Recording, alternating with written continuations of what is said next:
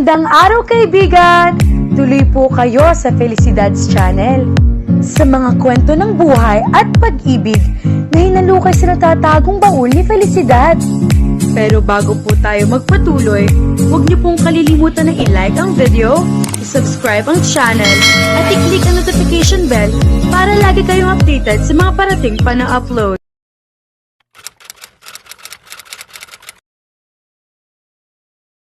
Pagdating pa lang sa eskwelahan, pumipihit pa lang si Shania para magpaalam, kaagad na niyang hinalikan. "Call me, don't dare talk to strangers," banta niya si girlfriend na kaagad na napahagikik. "Bye bossing, I love you po." "Love you." He kissed her forehead and then watched her starts to go. Kumaway pa ito sa kanya at nang tuluyang lumiko sa pasilyo, saka siya umikot pabalik sa driver's side. Pero pansin niya ang mga tinginan ng estudyante sa kanya na para bang pinag-uusapan siya, pero binaliwala niya ang mga iyon at tuluyan siyang sumakay sa kotse. Rare drove for about 20 minutes before he reached the golf course. It's a property owned by one of his associates who's leaving to live abroad. Inalok sa kanya at naisip niya na magandang investment na rin at lugar na pwede nilang pagpalipasan ng oras kapag wala siyang trabaho at gusto niyang makasama ang pamilya. He's planning it because he never wanted to be like his father who never had time with him. He will prioritize his family first and not his business. Spend a lot of leisure time with his soon-to-be wife and their kids. Kabababa pa lang niya sa sasakyan, nakita kaagad niya ang tsuhin na may kausap na mga kasama rin niya sa negosyo at tumingin ang mga iyon sa kanya. Rare smiles vanishes as soon as he reaches the covered area of the court. Pati ang sekretarya niya ay parang ninerbyos nang tumingin sa kanya habang yakap ang iPad. "Do we have problem here?" Maang na tanong niya sa lahat na para mga dismayadong yumuko lang. Alam niyang wala mangangahas na magsalita kapag tungkol sa problema dahil sa takot sa kanya kapag uminit ang ulo niya at nag-aalboruto siya. "Uncle," salubong ang mga kilay na tumingin na siya sa tsuhin na bumuga ng hangin. "If I were to choose, I'd rather hide this, but this doesn't concern you alone, but does concern your precious lady." Hinarap sa kanya ni Robert ang isang newspaper na nakatambad ang mukha niya habang kahalikan si Shania at isang solo picture ng dalaga na nakangiti. Is the dark billionaire's rumored girlfriend a slut, a woman from a brothel, and was impregnated by a billionaire, Rare Villa del Rey? The question is he the father of the slut's baby, or he doesn't know either? We learned that the said woman did not come from a decent family. The trading of their own flesh runs in their bloodstreams from her aunts who had been long-term. Hindi niya tinapos. Umikas ang panga niya sa nabasa mga kataga na iyon na direktang humahamak sa pagkatao ng babaeng kaisa-isa niyang minahal. His heart got badly painful and his eyes welled up too fast in tears. "My poor woman." "Rare, calm down son." Mahinahaw na awat sa kanya ng tsuhin, pero kaagad ang mga iyon na napatalon papalayo nang walang habas niyang balikwasin ang mesa na may mga lamang mga kape at pagkain. Ang insulto ay di hamak na triplang sakit para sa kanya kaysa sa babaeng hinahamak ng mga iho di putang Pilato na nagchichismis sa buhay nila. "Hahanapin ko ang putang inang writer ng blog na yan at ipapakain ko sa kanya ang lahat ng imprenta ng Daily World newspaper na yan." Mahina pero mariin na sabi niya sa kanya binato ang tingin ng tsuhin. Sinasabi na nga ba? At parang kilala niya ang wisit ng mga nasa restaurant noong lumabas sila ni Shania kasama si Rodel at ang mga kaibigan ng dalaga. "I don't like that blog either. They're ruining not only your reputation as well as Shania's. They're ruining the reputation of the baby inside her womb. But you aren't dark anymore, son. You can slap the truth to their faces by making better decisions and planning wisely how to make them swallow all their damn words. Think better, Rare. Magagalit si Shania kapag nakapanakit ka ng tao na naman." Anang tsuhin niya. Kahit paano ay kumalma naman siya dahil may tama ito. Kailangan niyang supalpalin ang kung sinong may pakulo at kung sinong demonyo ang nagkalat na galing sa club ang girlfriend niya. Gusto kong makausap ang demonyong yan at pipilitin ko ang dila para umamin siya kung ang kaninong bibig niya nakuha ang impormasyon na yan. Humahangos sa tumingin siya kay Luta na papalapit pa lang dahil kadarating pa lang yata galing sa paghatid sa mga tiyahin ni Shania. Kung sino man ang may pakana ng pasabog sa mundo ng negosyo, malamang na malapit sa pamilya ng mga lumanglas dahil pati ang dalawang tiyahin ay alam ang istorya ng buhay. Ngayon, magkakatrabaho na si Luta at Lando. Ipapahanap niya ang bibig na nagkalat ng chismis at babalatan niya ang nguso at tatanggalan niya ng mga ngipin. Binulungan niya kaagad si Luta at tumango naman ang isa bago damputin ang dyaryo at tiningnan ang pangalan ng kolumnista. Hahanapin ko, boss. Huwag ka mag-alala. Pinagmamasdan lang siya ng mga matatanda pero wala siyang nararamdaman na hiya. Mas natatakot pa siya kung ano na naman ang pwedeng maramdaman ni Shania na paniliit sa sarili, pero hindi niya pababayaan ang dalaga at sasaluhin niya palagi kahit na anong mangyari habang nabubuhay siya. Kunot-nong pa isa-isa ang paghinga niya habang nag-iisip ng dapat niyang gawin nang tumunog ang cellphone niya para sa isang text message. Babe ko, help me please. Dito ako sa guidance. Ayoko sanang abalahin ka, kaya lang kawawa naman ang baby natin sa mga sinasabi ng tao rito sa paligid ko. Lalo siya nasaktan. Umiiyak na naman si Shania. Alam niya, close the deal, uncle. I'll have this golf course and the entire pond, the villa and everything. Tumalikod siya at walang lingon na sumakay sa kotse niya para puntahan si Shania. He can't bear to see her cry. He is worse than her. She's a pure woman while he made the worst nightmare. That's why she got pregnant. Kung pwede lang niya ipagsigawan sa buong mundo kung anong klase ng babae hinihusgahan ng mga walang hiya, gagawin niya. But he has a better shout out and he'll make sure that the entire public will know how much he loves the woman they've been calling slut. Magpapaparty siya at ilalabas ang lahat ng impormasyon. Ipakikilala ang pamilya ni Shania sa mundo niya at magpapropose siya ng kasal sa harap ng maraming tao. Isang sampal sa mga nanguhusga sa babaeng ina ng anak niya at magiging mga anak pa. That's the right time to propose and to help Shania feel how secured she is and how much he really loves her. Nakayokong umiiyak si Shania habang kaharap ang mother counselor ng universidad. Wala naman itong masakit na sinabi sa kanya pero nahihiya siya sa nagkakalat sa dyaryo na hindi pa man lang siya nakakapasok kanina sa room nila ay may sumalubong na sa kanyang kaklase na pinatatawag daw siya sa guidance. We can't tolerate such hypocrisy, Miss Lumanglas. Kung nagbuntis ka man na may boyfriend ka, okay iyon. Pero ang pumasok ka bilang isang bayarang babae sa club at walang kahiyahiyang ipabandera mong mukha mo na nakabingwit ng bilyonaryo, ano sa tingin mong dala nito sa mga kabataan na nakakakilala at makakakilala sa iyo? That it's okay to trade yourself for money? There are lots of possible ways to earn money if you need it. Hindi ka nababagay dito sa university. Anang babae, pero tahimik tumulo ang luha niya. Pinanghihinaan na siya ng loob na sumagot pa. Paano niya ipagtatanggol ang sarili sa mga taong wala naman sa sapatos niya? Nabubuhay ang mga ito na sobra pa sa sapat ang pagkain sa mesa siya ay kulang pa nga para sa 2 beses sa maghapon para sa nagugutom na sikmura. Paano niya sasabihin na mahirap kutkutin ang 200,000 piso kung wala naman matinong trabaho ang isang tao? Ano bang pag-aari ng mga mahihirap na tulad niya na kahit kapiranggot na lupa ay wala? Tinitingnan ni Rare ang buong hall. Hinahanap ng mga mata niya ang 2 tao na nanakit ng damdamin ni Shania, ang mga tao na gustong sumira sa kanila ni Shania. Nakatayo siya sa stage habang ang babaeng pinaglalaanan niya ng lahat ay walang imik na nakatayo sa likod ng stage. Hindi pa sila nagkikita dahil nauna na kaagad siyang pumunta sa clubhouse. Nakakatuwa na nakatelevise ang engagement party niya para maisampal niya sa mukha ni Cheche Servan at ni Rodel kung anong kaya niyang gawin para patunayan ang pagmamahal kay Shania. Ipinarush niya ang event at natapos ang preparasyon ng isang araw lang. He had sent invitations via internet, via cards, and even advertised it. Of course, he threatened the demons for them to grant his deadly invitation. Hindi siya papayag na ang siyan lang niya ang napahiya sa buong madla.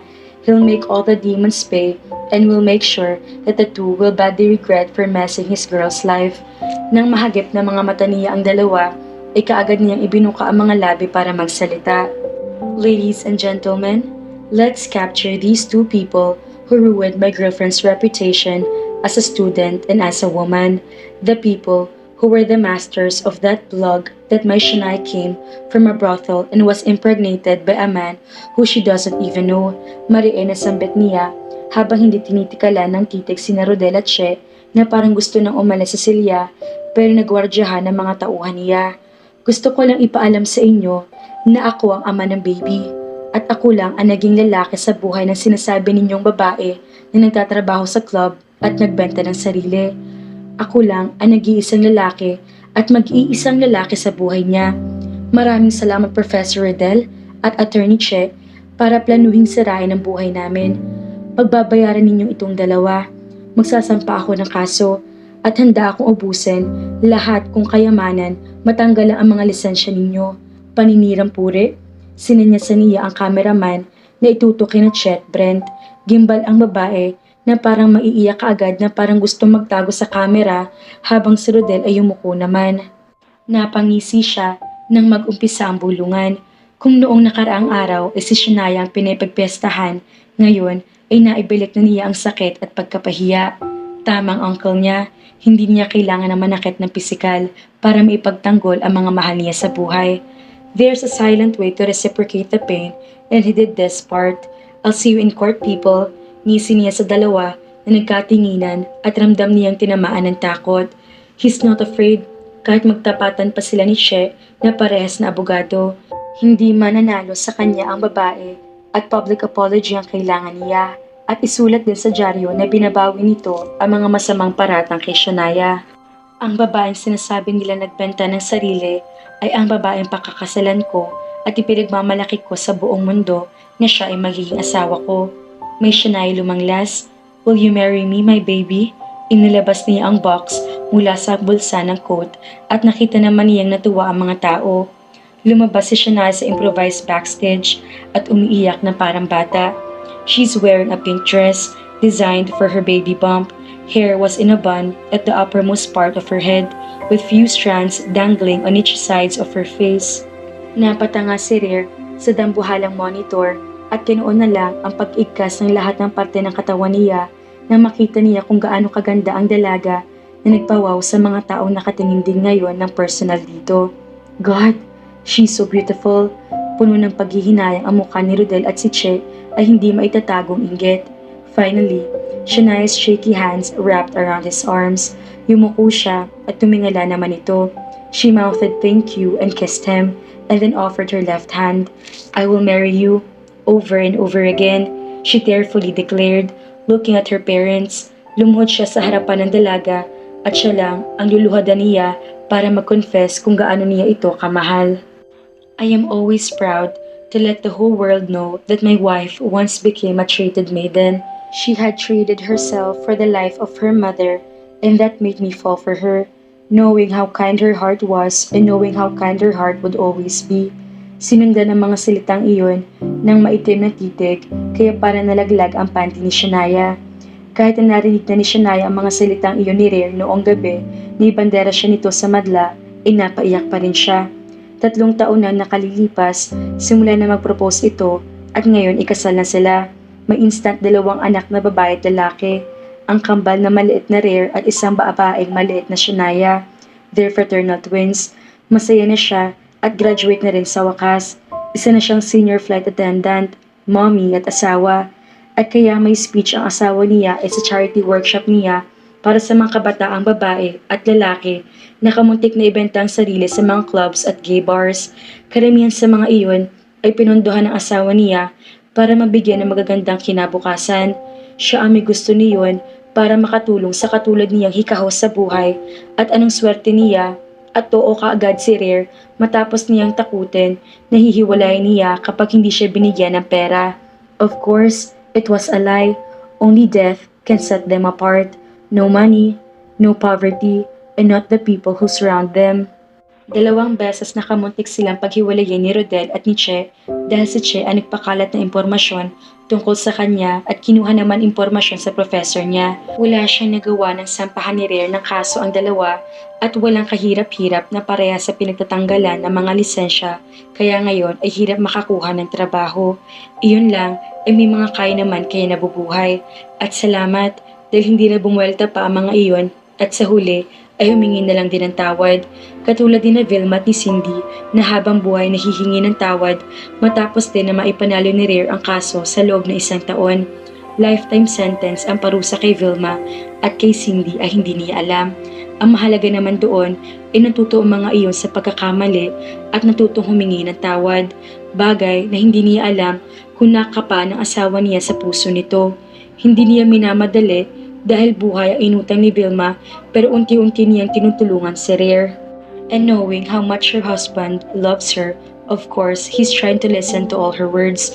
Ganoon din kasi ang palaging pangaral ng nanay niya at mga tiyahin sa asawa niya at natutuwa siya makita na madalas ay makausap ang mga ito na para bang buong-buo ng pagkatao ni Rare dahil marami ng ina na tumatayo para dito. Mimi, Didi, Hansum, kalabit sa kanya ni siya matapos na tumakbo sa kabuuan ng clubhouse. Itinuro ng 2 taon na bata ang ama na bumababa na sa stage matapos sa palakpakan ng mga tao. Humagikik ito at hinila ang bestida niyang suot. Isn't he? Tanong nito sa kanya kaya natawa siya. Dad is handsome, isn't he? That's the little girl's query. Opo, handsome na handsome si Daddy. Sagot naman niya sa batang manayata sa kanya na ubod ng daldal. Kabaliktaran nitong kakambal na lalaki na 2 taon na ay hindi pa nagsasalita at parang palaging kakain ng tao kapag tumitingin. She looked around and found her little Rare. Tahimik iyon na nakatingin sa mga picture na nakadisplay sa dingding habang bantay naman ni Luta. Si Luta kasi ang paborito ng bata at sinasampal ang yayapian niya kaya ayaw naman magbantay ng matanda. Magtataka pa ba siya ay kung mana nga sa asawa niyang parang palaging uutangan ng bilyones? How's my speech, my beautiful wife? Hinaklit na kaagad nito ang baywang niya matapos naman na tumakbo ng anak nila papalayo.